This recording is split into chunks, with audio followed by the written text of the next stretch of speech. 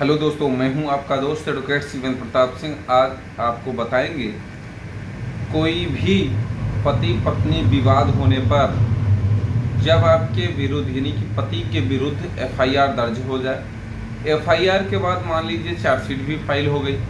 अब chargesheet file हो गई, आप गए नहीं, एनबीडब्ल्यू हो गया। तो कहने का ये मतलब है कि एनबीडब्ल्यू की कंडीशन में एक बात और स्पष्ट आपको कर दे रहा हूँ कि मान लीजिए कि आपका मुकदमा जून में लिखा गया 498A वगैरह वगैरह, और अब जुलाई से तो नया कानून लागू हो गया। तो क्या आपकी प्रोसीडिंग जो चलेगी वो नए कानून के हिसाब से चलेगी या पुराने कानून के हिसाब से चलेगी? देखिए, जो आपके एफआईआर में धाराएं मेंशन हैं वो पुराने कानून यानी कि आईपीसी सीआरपीसी के तहत उसमें कार्रवाई होगी। उसका कारण ये है, आपके खिलाफ जो धारा आईपीसी की लगी है, अब उसमें सीआरपीसी के हिसाब से ही आप प्रोसीड करेंगे। सीआरपीसी के हिसाब से ही कोर्ट कॉग्निजेंस लेगी। सीआरपीसी के हिसाब से ही पुलिस आईओ इन्वेस्टिगेशन ऑफिसर उसमें चालान यानी कि चार्जशीट फाइल करेगा। तो कहने का मतलब ये कि ऐसा नहीं कि आपका मुकदमा आईपीसी से चल रहा है, बाद में वो बीएनएस में बदल गया यानी भारतीय न्याय संहिता से चलने लगा, ऐसा कुछ भी नहीं। या आपका मुकदमा सीआरपीसी के समय का लिखा गया, प्रोसीडिंग कुछ उसकी यानी कि चार्जशीट वगैरह सीआरपीसी के हिसाब से चली, अब कॉग्निजेंस या समनिंग बीएनएस के थ्रू चले यानी कि भारतीय नागरिक सुरक्षा संहिता के हिसाब से चले, ऐसा नहीं होगा। तो आप इस बात की टेंशन निकाल दीजिए, जब से जिसका मुकदमा है उसी हिसाब से, कानून के हिसाब से वर्तमान स्थिति जो भी है उसके हिसाब से नहीं चलेगा।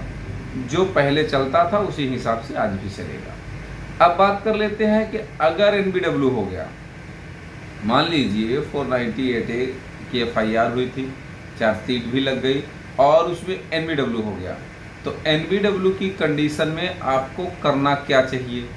देखिए, एनबीडब्ल्यू की कंडीशन में कई ऐसे एनबीडब्ल्यू पे मैंने वीडियो भी बना रखा है, उसमें आप देख सकते हैं यूट्यूब चैनल पे जाके। आज फिर बता रहा हूँ, एनबीडब्ल्यू की भी कंडीशन में अगर आप प्रयागराज से रिलेट करते हैं, रिलेटेड हैं, भाई अदर कोर्टें क्या करती हैं, हालांकि ये सब पे लागू होता, कोई प्रयागराज का कानून इलाहाबाद का, उत्तर प्रदेश का अलग नहीं है, हर जगह का सेम है। लेकिन मजिस्ट्रेट कोर्ट एनबीडब्ल्यू होने पर भी 498A के केस में आपकी बेल मजिस्ट्रेट कोर्ट से आराम से मिल जाएगी। अब कुछ लोग हैं कि भैया हम बिल्कुल रिस्क नहीं लेना चाहते, हम बिल्कुल 1% का रिस्क नहीं लेना चाहते, मेरा पैसा जो लगना है लग जाए। तो ऐसे लोगों के लिए ऑर्डर शीट की कॉपी निकलवा लो। चार्जशीट अगर फाइल हुई है तो चार्जशीट की कॉपी निकलवा लो, क्योंकि एनबीडब्ल्यू बिना चार्जशीट का तो लगेगा नहीं।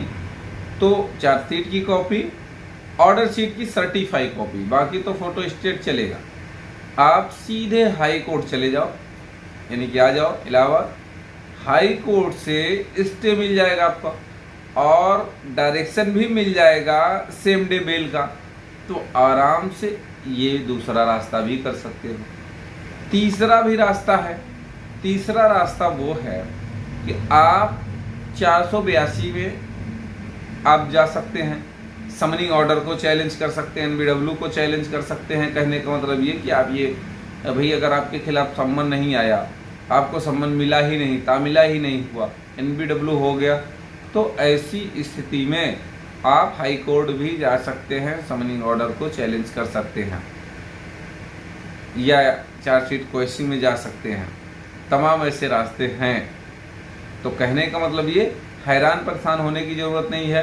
498A के केस में, पति पत्नी के विवाद के केस में कोई भी तरह की गिरफ्तारी नहीं है।